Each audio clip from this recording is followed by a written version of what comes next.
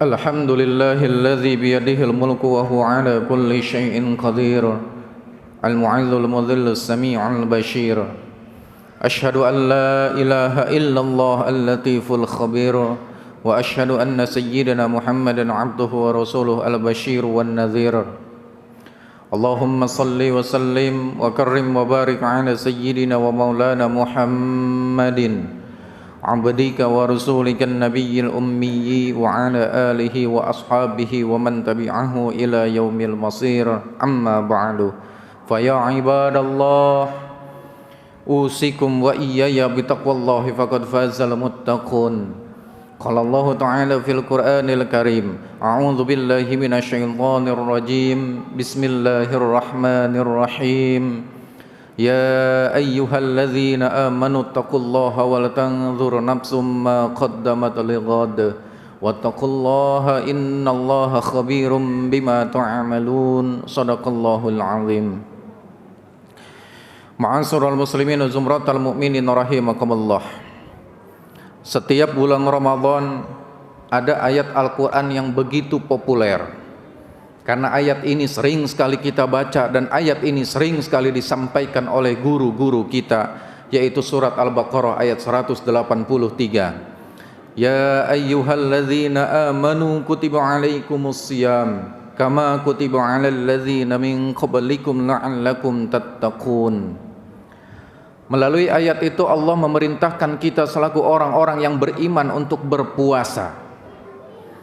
Dan melalui ayat itu pun Allah memberitahukan kepada kita bahwa ternyata yang Allah wajibkan untuk berpuasa bukan hanya kita, tetapi orang-orang terdahulu pun Allah wajibkan untuk berpuasa. Contoh yang paling populer adalah Nabi Adam alaihi salam berpuasa di hari-hari yang kita sebut sebagai Ayyamul Bid dan Ayyamus Sud. Ayyamul Bid setiap tanggal 13, 14, 15 Komariah, dan Ayyamus Sud tanggal 27, tanggal 28, tanggal 29 Komariah. Kemudian Nabi Daud alaihi salam melakukan ibadah puasa, sehari puasa, sehari tidak, sehari puasa, sehari tidak, terus seumur hidupnya. Adapun hikmah berpuasa itu sendiri sebagai tambahan motivasi kita semua, karena saya yakin semua yang hadir di masjid ini sudah barang tentu dalam kondisi berpuasa. Puasa yang kita lakukan bisa membuat tubuh kita menjadi sehat, sebagaimana yang Rasulullah SAW sabdakan, sumu tasihu, puasalah engkau, niscaya engkau akan menjadi sehat. Kemudian hikmah yang kedua, puasa yang kita lakukan bisa menjadi tameng yang fungsinya adalah untuk melindungi kita dari api neraka. As-siyamu junnatu minan nar kajunnatu ahadikum minal qital.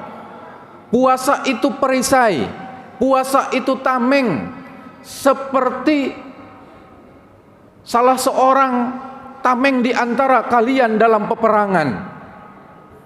Lalu yang berikutnya, puasa yang kita lakukan ini merupakan sarana dari Allah Subhanahu wa taala untuk menghapus dosa-dosa kita yang kita lakukan dari awal balik sampai detik ini. Man shoma ramadhana imanan wahtisaban ghufira lahu ma taqaddama min dzambi. Barang siapa yang berpuasa di bulan Ramadan dengan penuh keimanan dan dengan penuh keikhlasan, maka Allah akan ampuni dosa-dosanya yang telah lalu. Hadirin rahimakumullah, di dalam hadis ini supaya puasa yang kita lakukan mampu menghapus dosa-dosa kita, sesungguhnya ada dua kriteria, yang mana kalau kita pikir-pikir kita sudah bisa memenuhi dua kriteria ini supaya puasa kita mampu menghapus dosa-dosa kita yang telah lalu. Maka ada dua syarat, ada dua kriteria. Yang pertama imanan, yang kedua wahtisaban. Puasa yang kita lakukan harus atas dasar keimanan dan atas dasar keikhlasan kita kepada Allah Subhanahu wa taala. Dan kita sudah memenuhi kriteria ini. Setiap istirahat kerja kita melakukan makan siang. Selesai makan siang kita ngerokok sambil ngopi, itu kebiasaan nikmat untuk kita. dan itu mampu kita tinggalkan atas dasar keimanan dan atas dasar keikhlasan. Kalau bukan karena keimanan dan kalau bukan karena keikhlasan, tidak mungkin di siang hari ini kita akan berpuasa. Bisa saja istirahat kerja kita pergi ke warung Padang, bisa saja istirahat kerja kita pergi ke warteg.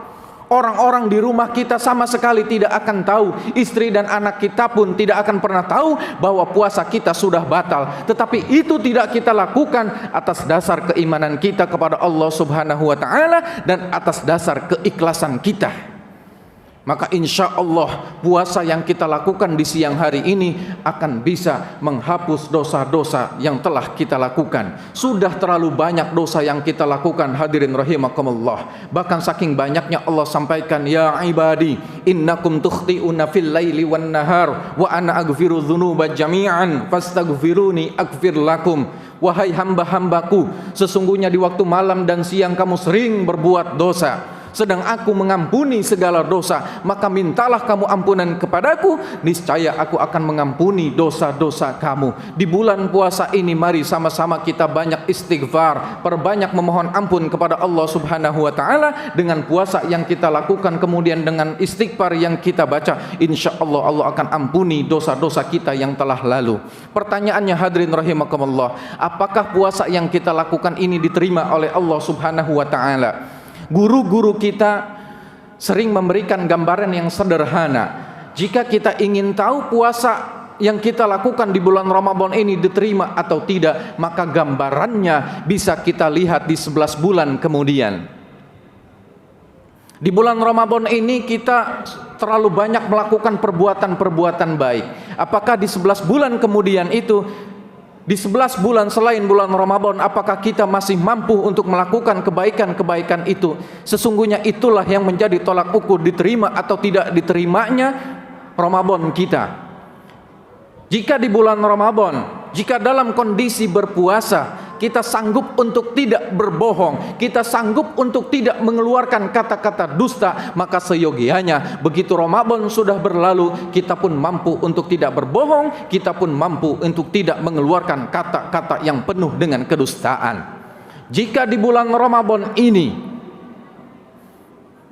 kita begitu rajin bersedekah, maka begitu Ramadan berlalu, kita pun harus tetap rajin untuk bersedekah. Jika di bulan Ramadan, khususnya ketika kita berpuasa, kita sama sekali tidak pernah tertinggal sholat 5 waktu, maka begitu bulan Ramadan berlalu, kita pun harus tetap melaksanakan ibadah sholat yang 5 waktu khususnya tidak pernah kita tinggalkan. Maka dengan demikian, insya Allah itu adalah gambaran bahwasanya Ramadan kita, puasa kita, dan amal-amal ibadah kita yang lain yang kita lakukan di bulan Ramadan diterima oleh Allah Subhanahu wa taala.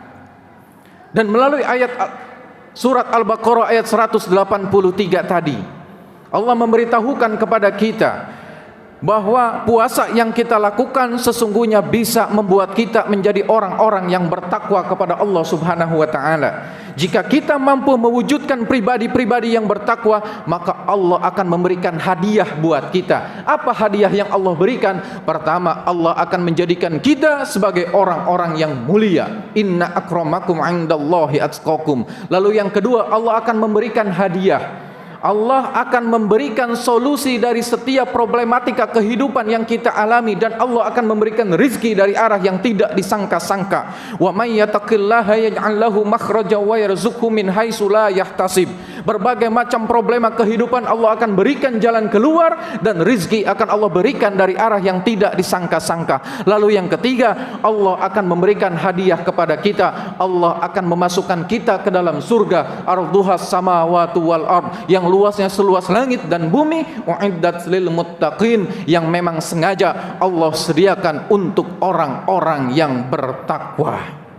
Ma'asyiral muslimin wa zumratal mu'minin rahimakumullah, mudah-mudahan puasa yang kita laksanakan diterima oleh Allah Subhanahu wa taala, dan puasa yang kita kerjakan mudah-mudahan mampu mewujudkan kita menjadi pribadi-pribadi yang bertakwa kepada Allah Subhanahu wa taala. Barakallahu li wa lakum fil Qur'anil azim wa nafa'ani wa iyyakum bima fihi minal ayati wa dzikril hakim wa taqabbala minni wa minkum tilawatahu innahu huwas samiul alim fastaghfir innahu huwal ghafurur rahim.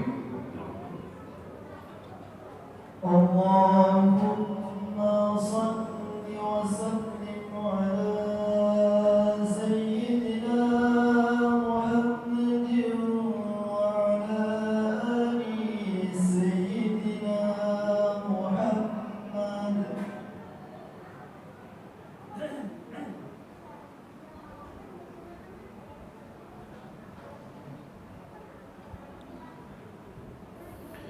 الحمد لله الذي أنعم علينا وهدانا على دين الإسلام أشهد أن لا إله إلا الله وأشهد أن محمدا عبده ورسوله اللهم فصل وسلم وكرم وبارك على سيدنا ومولانا محمد وعلى آله وأصحابه أجمعين أما بعد فيا عباد الله اتقوا الله حق تقاته ولا تموتن إلا وأنتم مسلمون قال الله تعالى في القرآن الكريم أعوذ بالله من الشيطان الرجيم بسم الله الرحمن الرحيم إن الله وملائكته يصلون على النبي يا أيها الذين آمنوا صلوا عليه وسلموا تسليما اللهم صل على سيدنا محمد وعلى آل سيدنا محمد كما صليت على سيدنا إبراهيم وعلى آل سيدنا إبراهيم وبارك على سيدنا محمد وعلى آل سيدنا محمد كما باركت على سيدنا إبراهيم وعلى آل سيدنا إبراهيم في العالمين إنك حميد مجيد اللهم اغفر للمسلمين والمسلمات والمؤمنين والمؤمنات الأحياء منهم والأموات اللهم ارحم أمة سيدنا محمد رحمة عما يا رب العالمين اللهم اغفر لأمة سيدنا محمد مغفرة عما يا رب العالمين اللهم فرج عن أمة سيدنا محمد فرجا عاجلا يا رب العالمين ربنا اغفر لنا ولإخواننا الذين سبقونا بالإيمان ولا تجعل في قلوبنا غلا للذين آمنوا ربنا إنك رؤوف رحيم ربنا آتنا في الدنيا حسنة وفي الآخرة حسنة وقنا عذاب النار وقنا عذاب النار عباد الله إن الله يأمر بالعدل والإحسان وإيتاء ذي القربى وينهى عن الفحشاء والمنكر والبغي يعظكم لعلكم تذكرون واسألوا من فضله يؤتكم ويهدكم ولذكر الله أكبر